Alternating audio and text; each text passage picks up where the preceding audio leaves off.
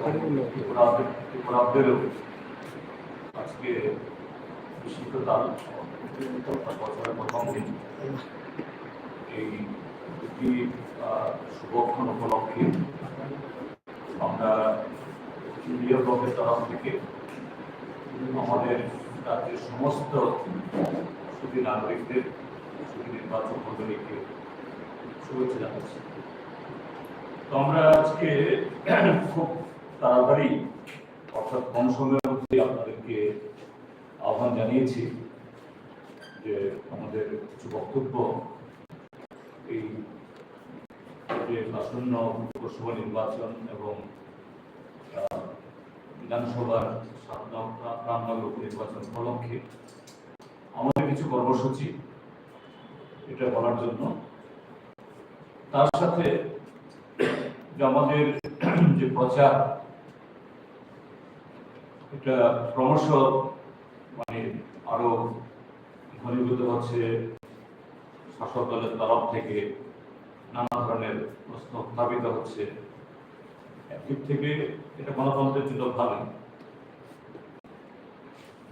তবে সেটা আরো সুস্থ, আরো যুক্তিপূর্ণ এবং আরো বেশি জনগণের যে মঙ্গল সাধনে সবকিছু যদি সেরকম ভাবে যদি হয় তাহলে ভালো হবে।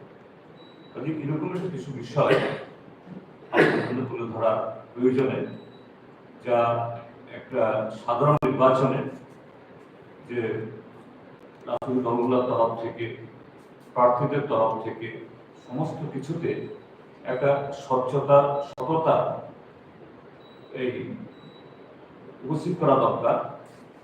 সেই তাগিদেই আজকে আমাদের এই প্রেস কনফারেন্স।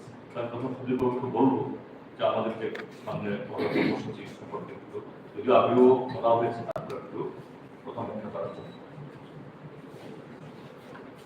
নমস্কার। আপনারা জানেন আগামী 16 তারিখ অর্থাৎ মঙ্গলবার আমাদের ইন্ডিয়া ব্লকের প্রার্থীদের সমর্থনে দুটো পার্লামেন্ট নির্বাচনের প্রার্থীদের সমর্থনে সর্বভারতীয় সাধারণ সম্পাদিকা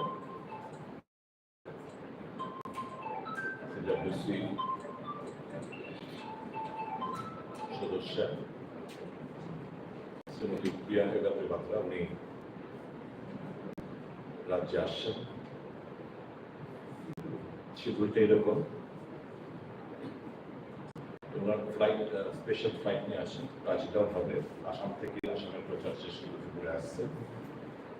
ওনার ফ্লাইট টাচডাউন 20 থেকে 25-এর মধ্যে। তারপর ওখান থেকে ওনাকে নিয়ে রিসেপশন, গাড়ি ঘোড়া, বাইক রিসেপশন করে ওনাকে নিয়ে আসা হবে সার্কিট হাউসের পাশে। ওখানে আমাদের একটা প্রচারের বড় বাস গাড়ি চেঞ্জ হবে। ওখানে উনি আমাদের প্রার্থীরা নেতৃত্ব ওনারা বাসে চলবেন এবং সেটা সার্কিট হাউস হয়ে মন্দির উত্তর গেট হয়ে হাজং সঙ্গে করার চমনি হয়ে বিদ্যুৎকর্তা চমনি থেকে রাজবাড়ির দক্ষিণ গেট তুলসীবতী হয়ে কামাঞ্চল সূর্য চমনিতে কিছুটা সময় ওখানে সবকিছু দাঁড়াবে গাড়ি এবং উনি গাড়ি থেকে সমৃদ্ধ জনতা এবং ত্রিপুরাবাসীর উদ্দেশ্যে উনি কিছুটা কথা বলবেন। তারপর সে গাড়ি আবার রোড শোর মাধ্যমে হোস্টেলের হয়ে প্যারাডাইস হয়ে বর্তলা থেকে সেটা ফাইল থেকে টু খেচুন্নি টু শঙ্করচুন্নি টু দুর্গাচুন্নি গিয়ে ওখানে সমাপ্ত হবেন এবং ওখান থেকে সোজা উনি এয়ারপোর্টে চলে যাবেন। আনুমানিক প্রায় ঘন্টা 1.5 ঘন্টার একটা প্রোগ্রাম আগামী 16 তারিখ মঙ্গলবার এই প্রোগ্রামটা হতে যাচ্ছে। সকলের অংশগ্রহণ সহযোগিতা কামনা করছি এবং আমরা বিশ্বাস করি এতে করে কর্মী সমর্থক সাপোর্টারদের সকলের মন এবং আম ভোটারদের মন চাঙ্গা হবে এবং এটা দারুণভাবে ভোটে তার প্রভাব আমাদের আস্তে আস্তে নির্বাচন ঘনিয়ে আসছে। জুমলা দল আজকে আপনারা জানেন জুমলা ঘোষণা করেছে সভাপতির ক্ষেত্রে 1.5 ঘন্টা ধরে প্রেস মিট, মানুষের যা প্রত্যাশা বিগত 10 বছরের উপরে জিতলে আগামী 5 বছর কি করবে তারও কোনো সুনির্দিষ্ট বেকার, কৃষক এবং জিনিসপত্র যে মানুষের নাগালের বাইরে সুনির্দিষ্ট কোনো কিছু রূপরেখা নেই। আরেকটা জুমলা আজকে ওনারা প্রকাশ করলেন এবং সেটা খুব তড়িঘড়ি করেছে। 13 দিনের মাথায় 13 দিন আগে ম্যানিফেস্টো কমিটি গঠন করেছে জুমলা পার্টি এবং 13 দিনের মাথায় এই আজকে তারা তাদের ম্যানিফেস্টো দিশাহীন একটা ম্যানিফেস্টো প্রকাশ করেছে। এটা নিয়ে আজকে সামনে গদি মিডিয়া সারাদিন ধরে দেখে চলে সাংঘাতিক কিছু একটা। এটাকে নিয়ে গদি মিডিয়া এবং মিথ্যাচারের দল মানুষকে বোকা বানানো এবং ধোকা দেওয়ার জন্য প্রস্তুত। আমাদের এপিল থাকবে মিথ্যাচারের জন্য কেউ ফাঁদে পা না দেয়, তাদের কথা কেউ বিশ্বাস করে, যা করেছে যা বলেছে তা করতে পারেনি। নতুন ভাবে যে সমস্ত আজকে এখানে বলা হয়েছে বলা চলে সুনির্দিষ্ট কিছুই নেই, সব আফসা এবং সবটা হচ্ছে মিথ্যা। জনগণকে আমরা সুনির্দিষ্ট আমরা আমাদের যে 5টি ন্যায় আমরা এখানে আমাদের ইন্ডিয়া ব্লকের তরফ থেকে আমরা সামনে রেখেছি জনসাধারণকে এবং ইন্ডিয়া ব্লকের যা বলে তা করে দেখায় বিগত দিনগুলো তো প্রমাণ দেখিয়েছি। এই নির্বাচন বিজেপিকে উৎখাত করার জন্য দেশের স্বার্থে মানুষকে বিনম্রতার সাথে আহ্বান জানাচ্ছি।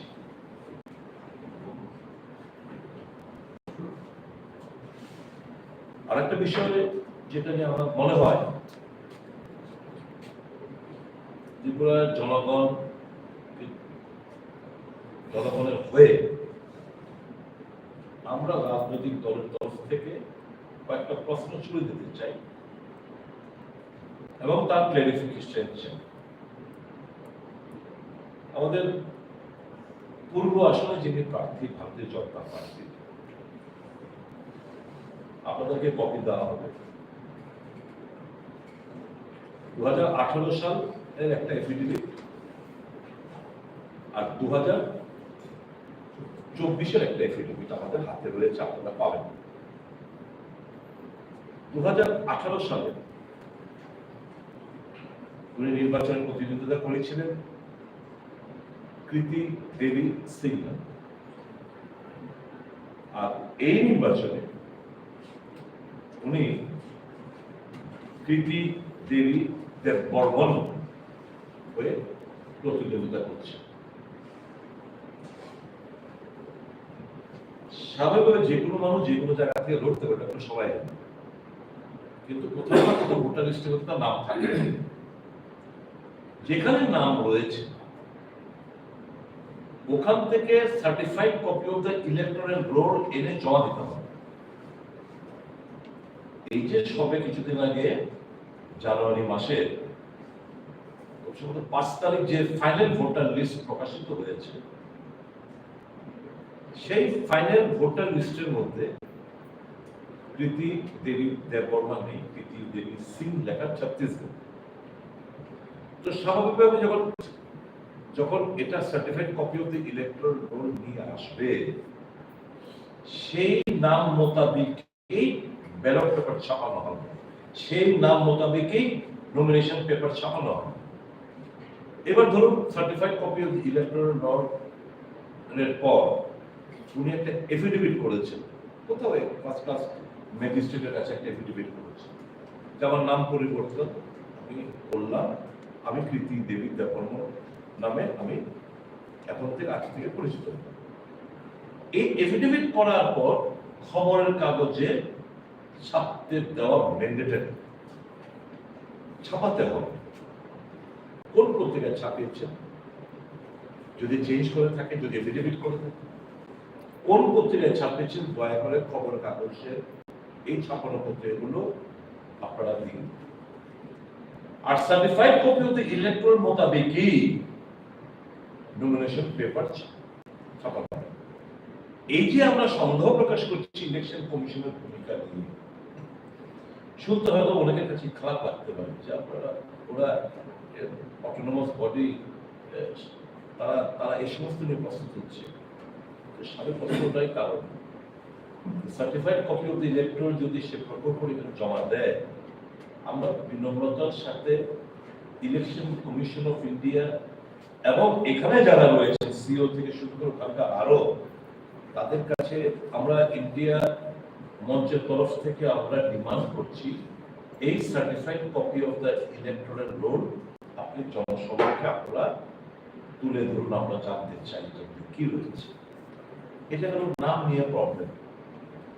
এবার যখন আমরা পেজগুলো উল্টাই তখন দেখা যায় মাই এডুকেশনাল কোয়ালিফিকেশন, কোনো কারণ নেই, সবাই বড় বড় ডিগ্রি প্রাপ্ত হতে হবে এরকম বলি না।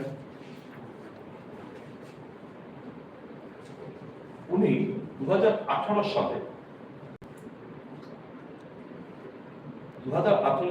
সালে হিন্দিতে লিখছেন 10th পাস না ফেল কিছু 10th লরেটো কনভেন্ট স্কুল 1992 সাল। কবে? Loreto convent school 1992।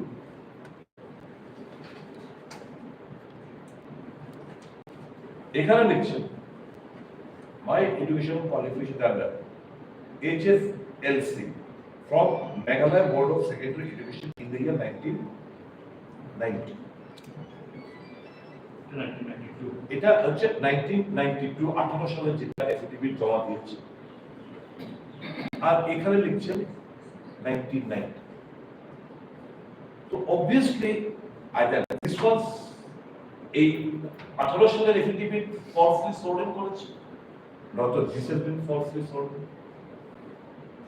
আমরা ওনার এডুকেশনাল যে কোয়ালিফিকেশনাল সার্টিফিকেট এটা জনসমক্ষে তুলে ধরার জন্য এই ক্যান্ডিডেটদের কাছে আমরা বিনম্রতার সাথে আমরা দাবি জানাচ্ছি।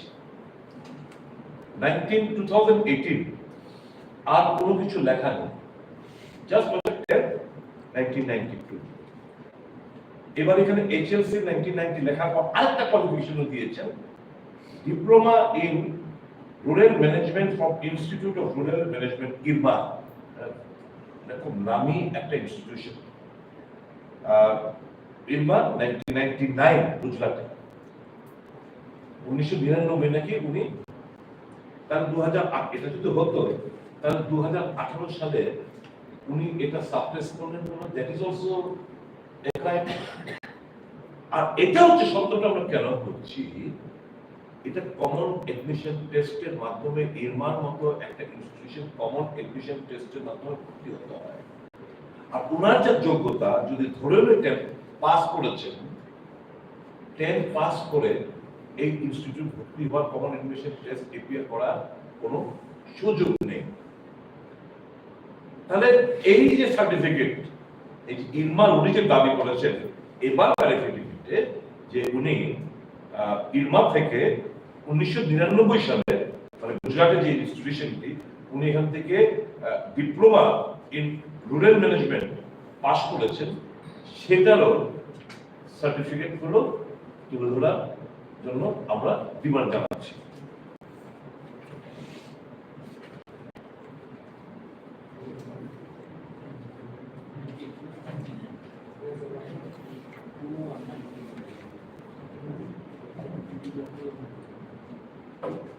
নাম গেল, আপনার কোয়ালিফিকেশনটা গেল, এবার ব্যালট পেপার। আমি ব্যালট পেপারটা এখানে ছাপানো হয়েছে ইনস্পাইট অফ আমাদের তরফ থেকে, ইন্ডিয়া মঞ্চের তরফ থেকে বারংবার আপত্তি থাকা সত্ত্বেও এই জিনিসটা উনি এই দেববর্মন টাইটেলটা ওখানে ব্যালট পেপারে অ্যাড করা হয়েছে। আমরা মনে করি এটা মারাত্মক মারাত্মক অন্যায়, মারাত্মক ভুল, এবং just to exploit and explore the sentiment of the indigenous people, they have inserted the word.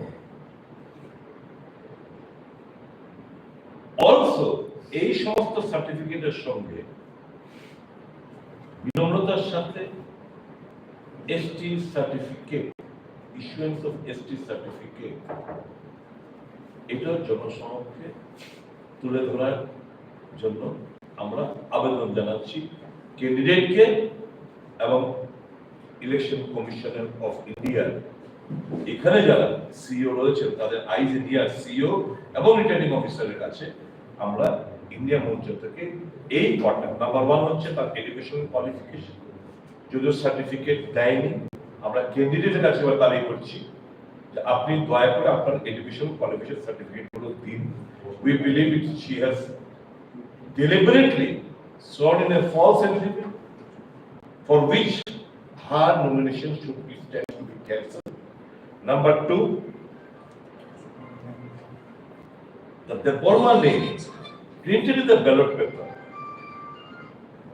it is a gross intentional mistake committed by the candidate as well as by the Election Commission of India just to exploit and explore the emotion of the indigenous people.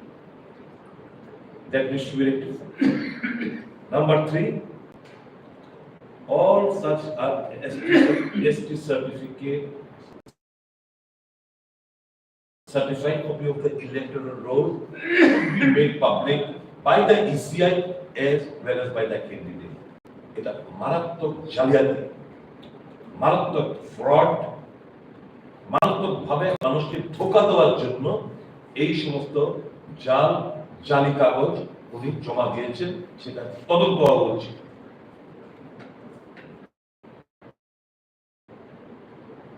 আমি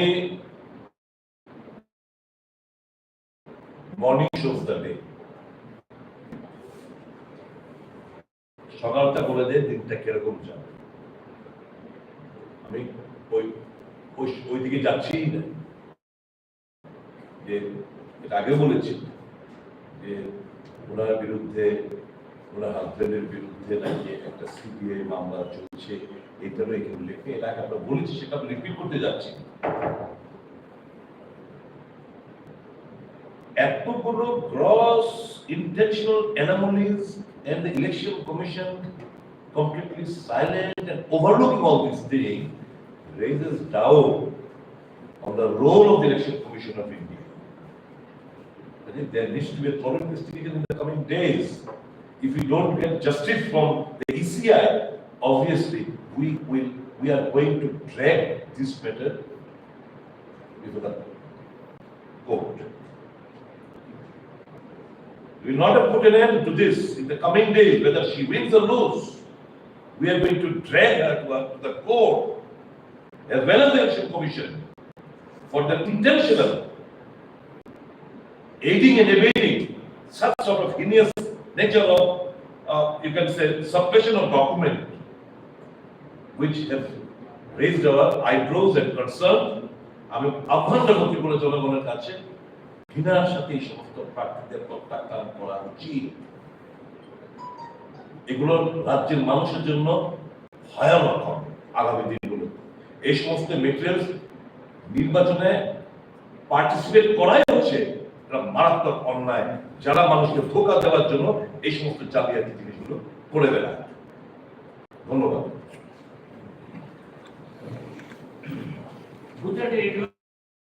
ইউনিভার্সিটিটার নাম একটু আরেকবার গুজরাট ইউনিভার্সিটির নাম আমি বলে দিচ্ছি আপনাকে, ডিপ্লোমা ইন রুরাল ম্যানেজমেন্ট। আপনি যে অভিযোগগুলো করেছেন এই অভিযোগগুলির ভিত্তিতে কি আপনারা ইলেকশন কমিশনের নিকট কোনো পাঠিয়েছেন? Already objection has been raised. উনি বলবেন কাকে? এখানে শেষ করেছিলাম, সেখান থেকে শুরু করছি। নির্বাচন একটা সর্বোচ্চ রাজনৈতিক লড়াই। এখানে যে নৈতিকতা, মরালিটি, আমরা দেশের 140 কোটি মানুষের তাদের জন্য আগামী দিনের সরকার তৈরি করার জন্য নির্বাচন মানে এই স্বচ্ছতা এবং সততা,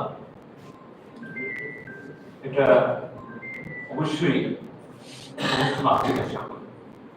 তো আমি সুদীপ বাবু যে বিষয়টা এখানে বললেন, আমি তার কতগুলো প্রমাণ দিচ্ছি এখানে। যে আজকে দুপুর 12:29 আমি ভোটার সার্ভিস পোর্টাল, এটা পাবলিক ডোমেইনে আছে, আপনারাও এই গুগলে গিয়ে ইসিআই ওয়েবসাইটে গেলে পাবেন। সেখানে তৃপ্তি দেবী সিং তার যে ইলেকট্রাল রোল সেটাই অরিজিনাল, তার ইলেকট্রাল অরিজিনাল 36 ভোটে, ওখান থেকে সার্টিফাই কপি এনে তিনি এখানে ভোটে লড়তেই পারেন, যেহেতু নাগরিকই পারেন। সেখানে লেখা আছে তৃপ্তি দেবী সিং, এটা কোনো কোথাও নেই। আপনাদেরকে সবাইকে আমি এনেছি, 15 কপি আছে এখানে, 14টা নিতে পারেন। তো এরপর সার্টিফিকেট সম্পর্কে বলা হয়েছে, এখানেও দেখুন এই আমাদের যে মানে এই যে এফিডেভিট বিধানসভা লোকসভা সর্বোচ্চ কোয়ালিফিকেশন, হাইয়েস্ট কোয়ালিফিকেশন। তো তিনি 2018-এ সেখানে একটা এই বিধানসভার আসনে তিনি নির্দলীয় লড়েছেন।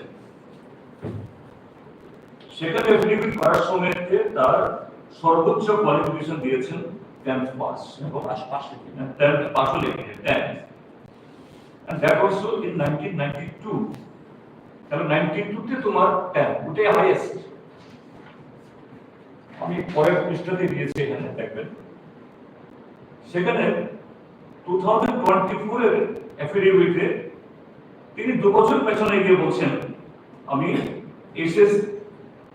SSLC from Meghalaya Board of Secondary Education in the year 1990। 4 বছর আগে আপনি বললেন 10th, আবার 4 বছর বাদে 2 বছর পেছনে দিয়ে আপনি বলছেন সেখানে SSLC পাস করতে মেঘালয়া বোর্ড। কিন্তু লরেটো কনভেন্টের কোনো উল্লেখই নেই। আমাদের যতটুকু জানা, লরেটো কনভেন্ট শিলংয়ের একটা খুবই পুরনো একটা প্রতিষ্ঠান। সে ব্রিটিশ আমল থেকে, যখন আনডিভাইডেড ইন্ডিয়ার সময়তে যখন ব্রিটিশরা এইটাকে কি বলে তাদের বিশ্রামের বা এই গ্রীষ্মকালীন আবাস করে, তখন থেকে এই কনভেন্ট শুরু হয়েছে, এবং এটা ICSE বোর্ডের আন্ডারে। তো এটা কেন বললাম এই কারণে, যে আমাদের মানে নাগরিকত্ব প্রতিনিধিত্ব আইনে কোয়ালিফিকেশন কোনো একটা ক্রাইটেরিয়া না। তিনি যদি আরো কম যদি কোয়ালিফিকেশন হন বা বেশি হন, এতে এই নির্বাচনে দাঁড়ানোতে কোনো ইয়ে নেই। কিন্তু তিনি যে দলের প্রতিনিধিত্ব করেন এবং যে দলের চিহ্ন নিয়েছেন, ত্রিপুরা সুপ্রিমো তার ছোট ভাই বলেন he is my man, my family member, আমার ঘরের মানুষ, হ্যাঁ আমার ফ্যামিলির লোক, যদিও এই পরিবারবাদীদের সম্পর্কে আবার তারা অন্য কথা বলেন অন্য জায়গায়। তো ত্রিপুরা কথার বক্তব্যটা কি? আমরা ত্রিপুরা আইডেন্টিটিকে প্রতিষ্ঠিত করার জন্য ত্রিপুরা তার হিস্ট্রি, তার হেরিটেজ, তার গৌরব, তার লেগাসি, তার কালচার, এটাকে রিপ্রেজেন্ট করানোর জন্যই আমরা লড়ছি। আমরা যদি এই ত্রিপুরা মাথা শুধু তার সুপ্রিমো না, ত্রিপুরা মাথার বড় নেতা, মেধাবী নেতা, ছোট নেতা, এদের প্রত্যেকটা বক্তব্য শুনলে মনে হয় তারাই একমাত্র বিশুদ্ধ পিউরেস্ট রিপ্রেজেন্টেটিভ অফ ত্রিপুরা। তাদের জন্যই ত্রিপুরাদের কালচার, হিস্ট্রি, এভরিথিং এটা বেঁচে আছে এবং এ ধরে রাখা ইপসো আপনাদের সেই ত্রিপুরা প্রতিনিধি তিনি হ্যাঁ বিয়ে হতে পারেন, আমি ওই অন্য রাজ্যে বিয়ে হওয়াটা আপত্তি এটা বলছি না, যদিও তারা বলে ত্রিপুরা মাথা এবং এরকম কিছু সংগঠন ত্রিপুরাতে আছে যে নন ট্রাইবালদের সাথে ট্রাইবাল মেয়েদের বিয়ে হলে পরে ওই ট্রাইবাল মহিলাটাতে এসটি অধিকার থেকে বঞ্চিত হওয়া এই আওয়াজ তারা তুলেন। যেমন তুলেন খ্রিস্টান হলে পরে তাদেরকে ডিলিট করতে হবে। তো এই ভদ্র মহিলা তিনি সেখানে বিয়ে হয়ে গেছে ছত্তিশগড়ে, কোথায় উনি দেবর্মা, উনি তো দেবর্মা কালচার, দেবর্মা সংস্কৃতি, ত্রিপুরা সংস্কৃতি ওটা অ্যাডপ্টই করেন মিটিং এ। কাজে আমাদের বলার বক্তব্যই জানেন যে হ্যাঁ তিনি আমাদের শেষ মহারাজা বীর বিক্রম মাণিক্য বাহাদুরের নাতনি, কিরিট বিক্রম মাণিক্য বাহাদুরের এই মেয়ে, এ সম্পর্কে আমাদের কোনো সন্দেহ নেই, কোনো সন্দেহ নেই। কিন্তু তাদের যে claim, we are the only representative of the Tripura, we are the champion for the Tripura culture, its heritage, তো এখানে কোথায়? এটাই আমাদের বলার প্রশ্ন যে কিভাবে আমাদের ত্রিপুরা যে সরল শীতে মানুষ তাদের যে ভক্তি, তাদের ভালোবাসা, তাদের যে ইমোশনকে এইভাবে ইমোশনালি এক্সপ্লয়েট করা, দিস ইজ সামথিং এর কাজ,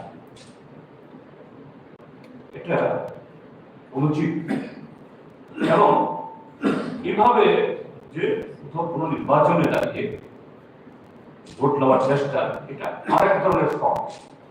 এই সম্পর্কে ত্রিপুরাতে নির্বাচন মন্ডলী সতর্ক হওয়া দরকার। এরপর দ্বিতীয় ভাগে আমি যে কথা বলতে চাইছি, নির্বাচনে প্রতিদ্বন্দ্বী দলগুলোর মধ্যে তর্ক হবে, বিতর্ক হবে, কর্মসূচি নিয়ে নানাভাবে আলোচনা হবে, সমালোচনা হবে, মোস্ট ওয়েলকাম, মোস্ট ওয়েলকাম। তার মধ্যে সততা অর্থাৎ দিকনীতি থাকা দরকার এবং তার মধ্যে গ্রহণযোগ্যতা থাকা দরকার। আমি একটা একটা করে বলছি। আমাদের মাননীয় মুখ্যমন্ত্রী তিনি প্রায় সর্বত্র শুরু করেন মোদির আশা, মোদির বিশ্বাস, মোদির দিশা, মোদির নেশা। তো তার বাইরে ত্রিপুরার যে গত 6 বছর ধরে তার শাসন করছে,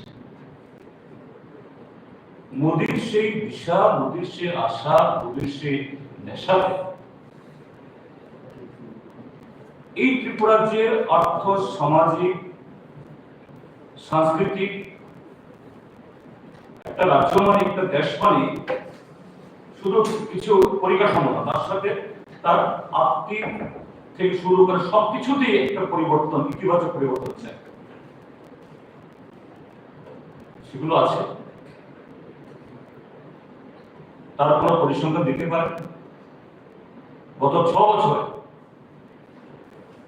বিজেপি সরকার আসার আগে এই ত্রিপুরাতে এখানকার সোশিও ইকোনমিক যে তার পরিস্থিতি পজিশন কিরকম ছিল, তারপর থেকে কিভাবে তারা সে পরিবর্তন এনেছেন তার কোনো ডেটা আছে? নেই। আর এটা বলার পরেই এরপর হচ্ছে কি ইন্ডিয়া ব্লকের কোনো ইস্যুই বিভ্রান্তি বলছেন এখন আর ত্রিপুরা যে ভোটে কোনো কারচুপি হয় না, চুরি হয় না, ভোটে ডাকাতি হয়, কখন হয়েছে? মাননীয় মুখ্যমন্ত্রীকে বলো কখন হয়েছে? এখন হয় না বুঝলাম, তাহলে কখন হতো, কিভাবে হতো, তার কি নজির আছে? আর এটা আসতে গিয়ে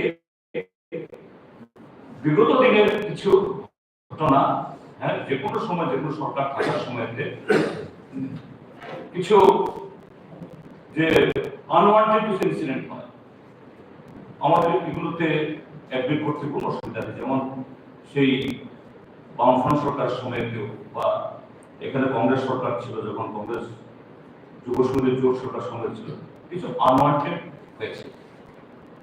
বলছেন আমরা এগুলি রিওপেন করবো, মোস্ট ওয়েলকাম। আমি তো বলছি মোস্ট ওয়েলকাম, কিন্তু গত 6 বছর তোমাদের মনে পড়লো না, হঠাৎ মনে পড়লো কেন?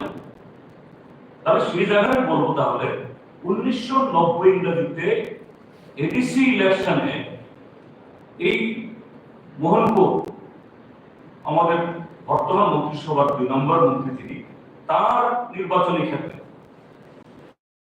অরুণ দেব নামে একজন এডিসি ইলেকশনের সময়তে বুথে প্রথম জিজ্ঞাসাবাদ করা হোক সেখানকার তৎকালীন যুব কংগ্রেসের নেতা ছিলেন। হ্যাঁ, সেটাই আমি বলছি না, ওরা ওদের কথাই বলছি আমি, তৎকালীন তখনকার যে যুব কংগ্রেস নেতা ছিলেন তিনি, হ্যালো দ্য অ্যাফেয়ার্স, সেখান থেকে শুরু হোক। এবং আরো জানেন বীরচন্দ্র মনু, সেখানে 12ই অক্টোবর প্রতি বছরই আমরা শহীদ দিবস উদযাপন করি। এখন বিজেপি আসার পর বলছে না সিপিএম করতে পারবে না, তারাই করবে। ঘটনাটা কি? হ্যাঁ, ওই সময়তে কিছু ডিসগ্রান্টেড এলিমেন্ট ছিল, এই সমস্ত এলিমেন্ট এখন বিজেপির ঘর, এগুলোই এখন বিজেপির দেবতুল্য কার্যকর্তার আসনে তারা বসে আছে। তো আমরা মুখ্যমন্ত্রী যে কথাগুলি বলছেন, একটা আবেগ তৈরি করার জন্য আমরা এগুলি এই করব, কাকে উনি শাসাচ্ছেন? তাদের সে তদন্ত